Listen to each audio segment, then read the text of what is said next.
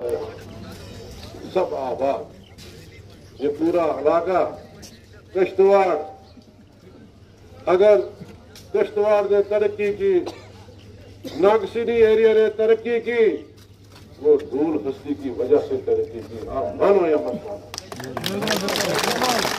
जब धूल हस्ती कंप्लीट हुआ, हमारा दबदबा था, हुकूमत हमारी थी, हम चाहते तो कंपनी वालों के साथ सौदा कर सकते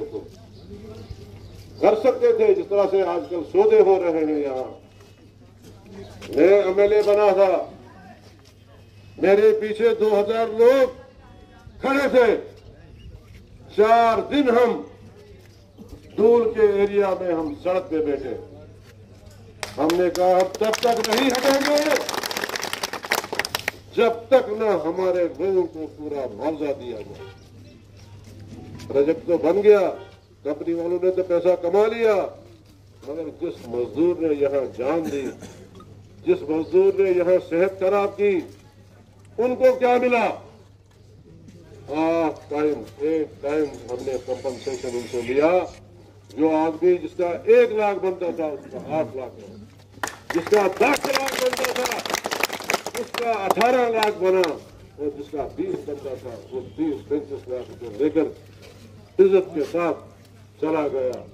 और उस एग्रीमेंट में आज भी वो एग्रीमेंट पड़ा हुआ है, पढ़िए। उसमें ये लिखा गया है, चीफ मिनिस्टर के साइन है और बजट अथॉरिटीज के साइन है कि ये जितने भी लोग डूल हस्ती प्रोजेक्ट से रिट्रेंच हो रहे हैं, जो ही कोई नया प्रोजेक्ट इस एरिया में आएगा, सबसे पहले जो है इन लोगों को वहां लगाया जाएगा। ये एग्रीमेंट है। अरे कौन सुनता देखता है वो एग्रीमेंट? इन्होंने तो सारा कानून भला काक रखा है, इनकी जो मर्जी आती है वही चलता है। इतने बड़े 3 प्रोजेक्ट, मैं कहता हूं कि आज पूरी दुनिया इनके साथ होनी चाहिए, मगर नहीं। जैसे इन्होंने पूरे मुल्क को अडानी और अंबानी को बेच दिया, ये 3 के 3 पावर प्रोजेक्ट जो है ये भी इन्होंने बेच डाले। इनको किसी की कोई परवाह नहीं, किसी इंसान की, किसी मजदूर की इनको कोई परेशानी नहीं है। यहाँ लोकल लोग वो इंतजार में है, मुंतजिर में है, वो मुंतजिर है। जब यहाँ ब्लास्ट होता है, मैं परसों स्कूल में कहीं बैठा था, जब ब्लास्ट हुआ, मैंने कहा भूचाल आ गया, हम खत्म हो गए। वो थोड़ा ही वहां से हमारे हाल मकानों का हाल क्या है, हमारी जमीनें क्या दिया? 3 लाख रुपए कमा ले यार। यहाँ जब कोई कंपनी वाला आता है, दिल्ली से जहाज में आता है, वापस जाता है, 20 लाख 25 लाख रुपया उसका खर्चा है। आपने हमारी जदी जमीनें छीन ली और 3-3 लाख रुपए में। भाई ये तो विरासत होती है, जमीन विरासत होती है, ये गारंटी होती है एक आम गरीब किसान की, ये चलती रहती है। लोग आते हैं, जनरेशनें आती है, चली जाती है, मगर ये समझो एक गारंटी होती है। आपने हमारी गारंटी को भी खत्म कर दिया और उसके बाद कहते हैं कि नहीं, आपको कोई मजदूरी नहीं, आप यहाँ काम नहीं कर सकते हैं। सेलेक्टिव लोग जो है इस प्रोजेक्ट को चला रहे हैं, आप पटका डालोगे फिर काम मिलेगा। अरे पहले मिलता क्या है वहां? मजदूरों को देते क्या है? देखो आज 15 साल पहले यहाँ डुलस्ती में जो काम चल रहा था, क्या मजदूर को मिलता था, सुपरवाइजर को क्या मिलता था, ठेकेदार के क्या रेट होते थे? 90% मजदूर जो थे कंपनी के खाते में है। आज नया रूल इन्होंने निकाला, आज एग्रीमेंट को कोई देखता नहीं है कि भाई जब डिपार्टमेंट और कंपनी में एग्रीमेंट हुआ, 40% लोग जो है इन्होंने काम पे लगाने हैं। अगर 40% ही रखे, यहां तो 20,000 लोग लगे होने चाहिए थे, मगर नहीं, एग्रीमेंट की वायलेशन। काम इनका देखो, सियासत ज्यादा है इन कंपनी वालों की और काम कुछ भी नहीं। क्वालिटी ऑफ वर्क जो है न होने के बराबर है। अभी मैंने सुना कि इनका ये जो गेट है, मेन गेट है, वो गिर गया।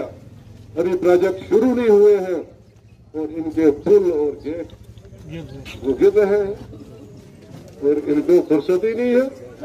जहां कहीं बीजेपी वालों की रैली, चाहे इनका एमपी इलेक्शन हो, चाहे इनका डीडीसी इलेक्शन हो, चाहे या इनका असेंबली इलेक्शन हो, गाड़ियां, खाना, पैसा, वो मजदूर बेचारे जो मजबूरी में वहां फंसे हैं, जिनको कुछ भी नहीं मिलता है।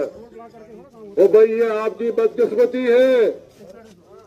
यहां अगर अपनी हुकूमत होती, एक मजदूर 40,000 50,000 लेता होता, सुपरवाइजर जो है 70-80 हजार लेता।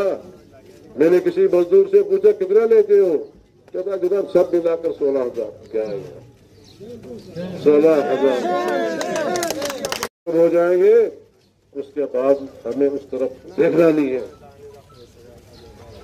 बार बार पूरे मुल्क में रूलिंग पार्टी के लोग कहते हैं कि हमने कश्तवाड़ियों को प्रोजेक्ट दिए हैं। भाई ठीक है, दिए हैं, और ये भी कहा है कि कंस्ट्रक्शन में जो है मैक्सिमम काम जो है लोकल्स को दिया जाएगा। कुछ भी नहीं। तो ज्यादा ना वक्त लेते हुए मैं आपको यही यकीन दिलाना चाहता हूं। आपने देखा होगा हमारा मंशूर फ्री बिजली, 200 यूनिट फ्री बिजली प्रोजेक्ट, तीनों प्रोजेक्टों में लोकल की भर्ती, लोकल लोग ठेकेदारी करेंगे। सिलेंडर 12, ओल्ड एज 1,000 से 3,000 और 1 लाख सरकारी नौकरियां, ये हमारा मंशूर है। ये घर घर में, ये घर घर में आप, ये घर घर में ये आप मंशूर पहुंचाइए। वक्त अनकरीब है। जम्मू कश्मीर में लोगों ने मन बनाया है, वो नेशनल कॉन्फ्रेंस की सरकार चाहते हैं। क्यों नहीं आती?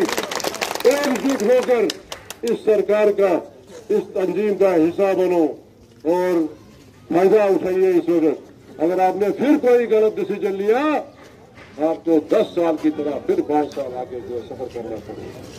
लिहाजा मेरी अपील है आपसे, वक्त की कमी है, मेरी आपसे ये अपील है कि 18 तारीख को जोग दर जोग आप पोलिंग स्टेशन पे आइए, वोट करिए।